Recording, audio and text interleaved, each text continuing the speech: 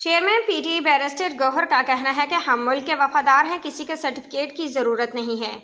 तहफ़्फ़ुज़ आइन पाकिस्तान कैसे और क्यों के अनवान से मुनक्किदा सेमिनार से खिताब करते हुए चेयरमैन पीटीआई बैरिस्टर गौहर ने कहा कि आज मुल्क में आइन अमलन खत्म हो चुका है, आइनी तरमीम होनी चाहिए। हर शख्सी बुनियाद पर कानून साजी की मुखालफत करते हैं। रावलपिंडी रहनुमा पाकिस्तान तहरीक इंसाफ पीटीआई शेर अफजल मरवत ने पार्टी की मौजूदा क़यादत के साथ काम न करने का ऐलान कर दिया। अडयाला जेल के बाहर मीडिया से गुफ्तगू में शेर अफजल मरवत ने कहा कि शिबली फराज और उमर अयूब ने आज भी बानी पीटीआई से मुलाकात होने नहीं दी।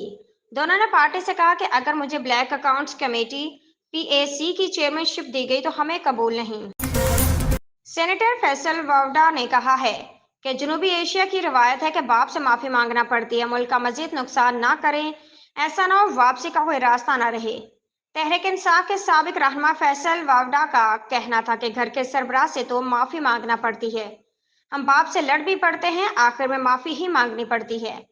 उन्होंने कहा कि पीटीआई के लोगों को जिम्मेदारी दिखाने की ज़रूरत है। वोट लेकर आ गए तो अब इसको ज़ाती दुश्मनी नहीं बनाना चाहिए।